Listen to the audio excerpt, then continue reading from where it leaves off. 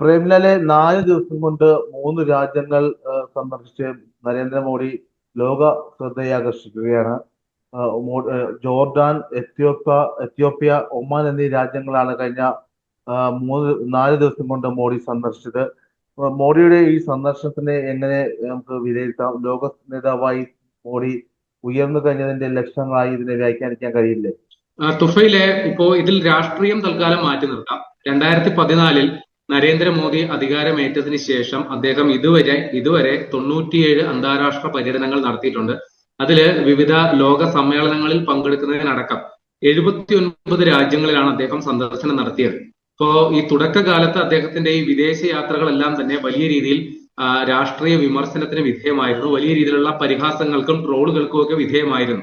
പക്ഷേ അതിന്റെ ഗുണഫലമാണ് വാസ്തവത്തിൽ ഇപ്പോൾ ഇന്ത്യ അനുഭവിച്ചുകൊണ്ടിരിക്കുന്നത്. കാരണം ഈ ലോകക്രമത്തെ ഈ പശ്ചിമ അതായത് വെസ്റ്റേൺ രാജ്യങ്ങൾ, പടിഞ്ഞാറൻ രാജ്യങ്ങളെന്നും അതേപോലെ ഗ്ലോബൽ സൗത്ത് എന്ന രീതിയിൽ അതിനെ വെല്ലുന്ന തരത്തിൽ ഈ തെക്കൻ രാജ്യങ്ങളുടെ കൂട്ടായ്മ എന്ന തരത്തിലും രണ്ട് ചേരികളായിട്ട് ഇപ്പൊ ലോകം മാറിക്കൊണ്ടിരിക്കുകയാണ്.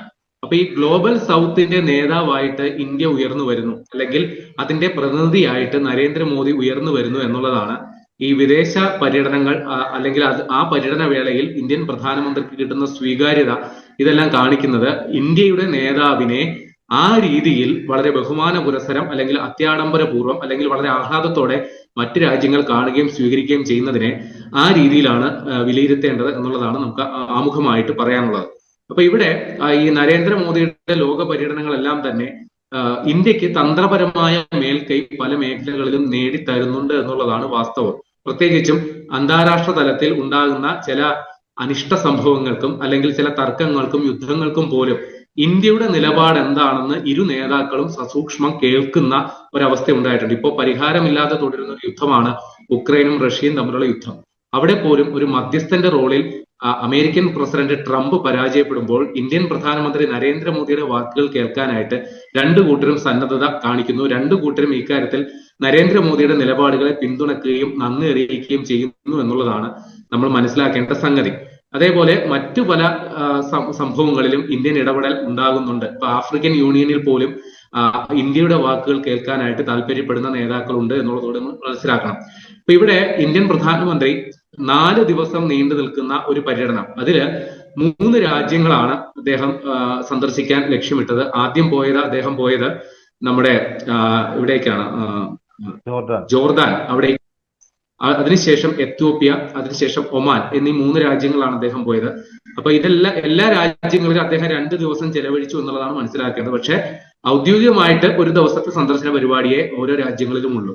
അപ്പോ 15, 16 ജോർദാൻ, 16, 17 എത്യോപ്യ, 17, 18 ഒമാൻ, ആ രീതിയിലാണ് അദ്ദേഹത്തിന്റെ സന്ദർശന പരിപാടി. ഇപ്പൊ അദ്ദേഹം ഒമാനിലെ സന്ദർശന പരിപാടികൾ നടത്തിക്കൊണ്ടിരിക്കുകയാണ് എന്നുള്ളത് നമ്മൾ മനസ്സിലാക്കണം. അപ്പൊ അദ്ദേഹം ആദ്യം ചെന്ന സ്ഥലം ജോർദാനാണ്.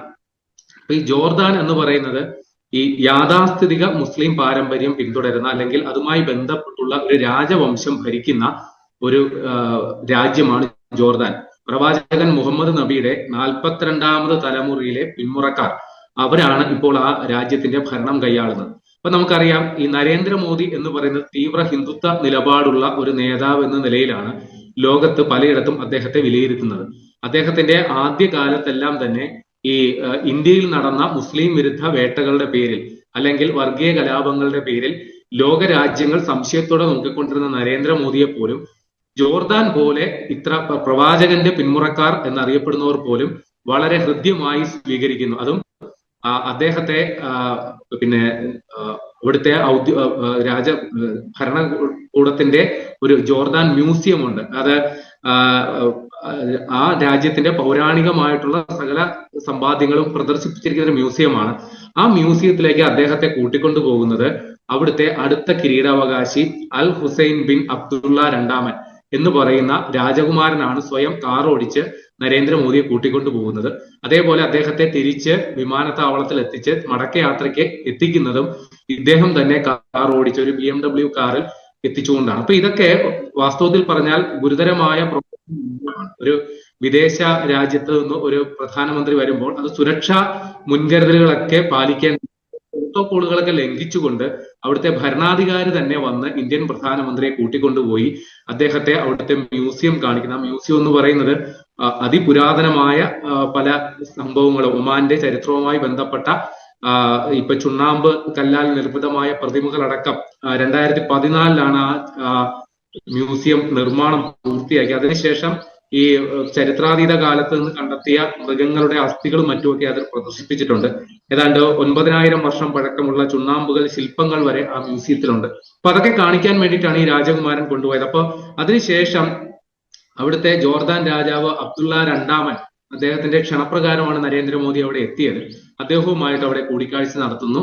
രണ്ട് രാജ്യങ്ങളും തമ്മിലുള്ള ഉഭയകക്ഷി ബന്ധം ശക്തിപ്പെടുത്തുന്ന തരത്തിൽ പല കരാറുകളിലും ഏർപ്പെടുന്നു. അതിനുശേഷം അദ്ദേഹം നേരെ എത്യോപ്യയിലേക്ക് പോവുകയാണ്. എത്യോപ്യയിൽ ചെന്ന് ഇറങ്ങുമ്പോൾ എത്യോപ്യയിലെ അവിടുത്തെ നിലവിലെ പ്രധാനമന്ത്രി, അദ്ദേഹത്തിന്റെ പേര്, ഇപ്പൊ എത്യോപ്യയിൽ ചെന്ന് ഇറങ്ങുകയാണ്. എത്യോപ്യയിലെ അവിടുത്തെ പ്രധാനമന്ത്രി ആബ്ലി അഹമ്മദ് അലി അദ്ദേഹത്തെ വിമാനത്താവളത്തിൽ കാത്തു നിൽക്കുകയാണ്. ഇവരും ഈ ആബ്ലി അഹമ്മദ് അലിയും ഇതേപോലെ പ്രധാനമന്ത്രിയെ സ്വന്തം കാറിൽ കൂട്ടിക്കൊണ്ടുപോകാൻ, പ്രധാനമന്ത്രി നരേന്ദ്രമോദിക്ക് ഡ്രൈവർ ആകാൻ വേണ്ടി കാത്തു നിൽക്കുകയായിരുന്നു എത്യോപ്യയിലെ പ്രധാനമന്ത്രി. അവിടെ ആ വിമാനത്താവളത്തിൽ നടന്ന സ്വീകരണ പരിപാടി എന്ന് പറഞ്ഞു കഴിഞ്ഞാൽ വളരെ വർണ്ണാഭപരമായി, അതായത് പ്രധാനമന്ത്രി നടന്നു പോകുന്ന ചുവപ്പ് പരിപാടിക്ക് ഇരുവശവും നിന്ന് നൃത്തം ചെയ്യുന്ന ആൾക്കാരാണ് എത്യോപ്യൻ ജനത. അതിനുശേഷം പലയിടങ്ങളിലായിട്ട് ഇന്ത്യൻ സമൂഹവും അടക്കമുള്ളവർ വിവിധ പരിപാടികൾ അവതരിപ്പിക്കുന്നു. വളരെ സന്തോഷവാനായിട്ട് നമ്മുടെ ഇന്ത്യൻ പ്രധാനമന്ത്രി അവിടെ നിൽക്കുന്നു. കൂടാതെ എത്യോപ്യൻ പാർലമെന്റിനെ നരേന്ദ്രമോദി അഭിസംബോധന ചെയ്യുന്നു. ഇതെല്ലാം നടക്കും. കൂടാതെ ഈ പരിപാടിയിൽ ഉൾപ്പെടാത്ത ചില സംഗതികൾ അവിടെ നടക്കുന്നു. ഈ എത്യോപ്യയിലെ സയൻസ് മ്യൂസിയത്തിലേക്കും ഫ്രണ്ട്ഷിപ്പ് പാർക്കിലേക്കും ഒക്കെ നമ്മുടെ എത്യോപ്യൻ പ്രധാനമന്ത്രി അബ്ലി അഹമ്മദ് അലി നരേന്ദ്രമോദിയെ കൂട്ടിക്കൊണ്ടുപോകുന്നു. അതിനുശേഷം ഈ അവിടെ അദീസ് അബാബ എന്ന് പറയുന്ന അവിടുത്തെ തലസ്ഥാനം, അത് നിർണായകമാണ്. കാരണം അവിടെ ഈ ആഫ്രിക്കൻ യൂണിയന്റെ തലസ്ഥാനമായിട്ടും ഈ അദീസ് അബാബയാണ് കരുതപ്പെടുന്നത്. ഇപ്പൊ ഈ ആഫ്രിക്കൻ യൂണിയനെ G20 ഉച്ചകോടി, G20 രാജ്യങ്ങളുടെ പട്ടികയിലേക്ക് ഇപ്പോ ക്ഷണിക്കപ്പെട്ടിട്ടുണ്ട്. അപ്പോ ഇന്ത്യൻ പ്രധാനമന്ത്രിയുടെ സാന്നിധ്യം അവർ ആ രീതിയിലും അവിടെ വലിയ നിർണായകമാണ് എന്ന തരത്തിലാണ് അവർ വിലയിരുത്തുന്നത്. ഇതിനുശേഷം നരേന്ദ്രമോദി പോയത് ഒമാനിലേക്കാണ്.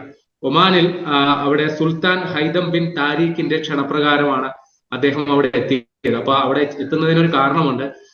ഇന്ത്യയും ഒമാനുമായിട്ട് നയതന്ത്ര ബന്ധങ്ങൾ ആരംഭിച്ചിട്ട് 70 വർഷം പൂർത്തിയാകുന്ന സമയത്താണ് ഇന്ത്യൻ പ്രധാനമന്ത്രി അങ്ങോട്ട് എത്തുന്നത്. അവിടെയും അവിടുത്തെ ഉപപ്രധാനമന്ത്രിയാണ് അദ്ദേഹത്തെ വിമാനത്താവളത്തിൽ വന്ന് സ്വീകരിച്ച് ആനയിക്കുന്നത്. അവിടെയും ഇന്ത്യ ഒമാൻ സഹകരണം സംബന്ധിച്ചുള്ള നിർണായക കരാറുകളിലും മറ്റും അദ്ദേഹം ഒപ്പിടുന്നു. ഇപ്പൊ ഞാൻ തുടക്കത്തിൽ പറഞ്ഞതുപോലെ 2014 നരേന്ദ്രമോദി അധികാരമേറ്റതിന് ശേഷം നിരവധിയായ ലോക പര്യടനങ്ങൾ അദ്ദേഹം നടത്തിയിട്ടുണ്ട്. അതിൽ പലതും ഇന്ത്യക്ക് ഗുണകരമായി മാറിയിട്ടുമുണ്ട് എന്നുള്ളത് മനസ്സിലാക്കണം. പ്രത്യേകിച്ചും ഈ നമ്മളെ ഒരു ഇന്ത്യ എന്ന് പറയുന്നത് ഒരു വലിയ ബ്രാൻഡായി ചിത്രീകരിക്കപ്പെടാനും, പിന്നെ ഞാൻ നേരത്തെ പറഞ്ഞ പോലെ ഗ്ലോബൽ സൗത്തിന്റെ പ്രതിനിധിയായിട്ട് അല്ലെങ്കിൽ അതിന്റെ നേതാവായിട്ട് ഇന്ത്യയെ കണക്കാക്കപ്പെടാനും ഒക്കെ ഈ പര്യടന പരിപാടികൾ സഹായിച്ചിട്ടുണ്ട്. കൂടാതെ വലിയ രീതിയിലുള്ള വിദേശ നിക്ഷേപം ആകർഷിക്കാനും, പിന്നെ ഇന്ത്യയുടെ ഗ്രീൻ എനർജി, അതായത് പരിസ്ഥിതി സൗഹൃദ ഊർജ്ജ ഉൽപാദനം, ഇതിലേക്ക് വലിയ രീതിയിൽ നിക്ഷേപം ആകർഷിക്കാനും ഒക്കെ ഈ സന്ദർശന പരിപാടികളിലൂടെ സാധിച്ചിട്ടുണ്ട്.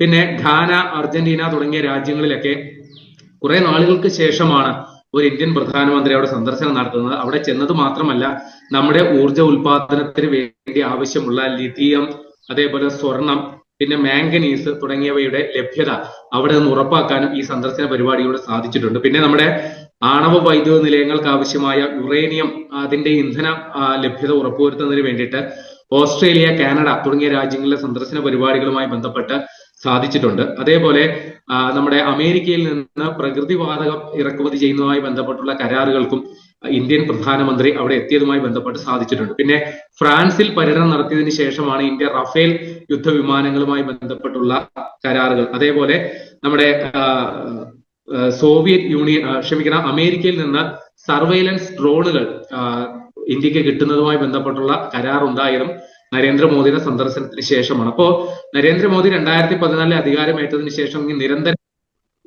ചിലതൊക്കെ ശ്രദ്ധേയമായ സംഗതിയാണ്. കാര്യം അദ്ദേഹം ഇസ്രയേൽ സന്ദർശനം നടത്തി 2017. ഇപ്പോ ഇന്ത്യ കാലാകാലങ്ങളായിട്ട് സ്വീകരിച്ചിരുന്ന നിലപാട് ഇസ്രയേൽ വിരുദ്ധമാണ്. പക്ഷേ 2017 അദ്ദേഹം ഇസ്രയേൽ സന്ദർശനം നടത്തി. നമുക്കറിയാവുന്നതുപോലെ ഇന്ത്യയുടെ ഏത് സന്നിഗ്ധ ഘട്ടത്തിലും പിന്തുണയുമായി വരുന്ന ഒരു രാജ്യമായിട്ട് ഇസ്രയേലും നിലകൊള്ളാൻ കാരണം ഇസ്രയേലുമായിട്ട് ഇന്ത്യ സ്വീകരിച്ചിരിക്കുന്ന ആ ഒരു ബന്ധത്തിന്റെ അടിസ്ഥാനത്തിലാണ്. അപ്പോ ഇസ്രയേലിനെ നമ്മൾ സ്വീകരിക്കുമ്പോൾ ഫലസ്തീനെ തള്ളിക്കളയുന്നു എന്നതിന് അർത്ഥമില്ല. 2018 അദ്ദേഹം പലസ്തീനിലും സന്ദർശനം നടത്തി എന്നുള്ളത് കൂടി നമ്മൾ മനസ്സിലാക്കണം. പിന്നെ 2015 അദ്ദേഹം മംഗോളിയയിൽ സന്ദർശനം നടത്തി.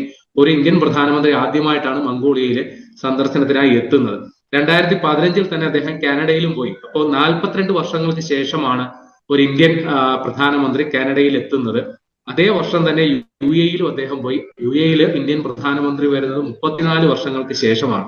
2014 അദ്ദേഹം അധികാരത്തിൽ എത്തിയതിനു ശേഷം ഓസ്ട്രേലിയയിലേക്കും പോയി. അത് 28 വർഷത്തിന് ശേഷമാണ് ഒരു ഇന്ത്യൻ പ്രധാനമന്ത്രി അങ്ങോട്ടേക്ക് പോകുന്നത്. അപ്പോൾ ഇന്ത്യ വർഷങ്ങൾക്ക് മുമ്പ് നയതന്ത്ര ബന്ധം സ്ഥാപിക്കുകയും പിന്നീട് അത് മരവിച്ച് കിടക്കുന്നതുമായ പല രാജ്യങ്ങളുമായിട്ടും ഇന്ത്യയുടെ സൗഹൃദം പുനഃസ്ഥാപിക്കുന്നതിൽ കൃത്യമായ ശ്രദ്ധ നരേന്ദ്രമോദിയുടെ കീഴിൽ നടന്നിട്ടുണ്ട് എന്നുള്ളതുകൂടി മനസ്സിലാക്കണം.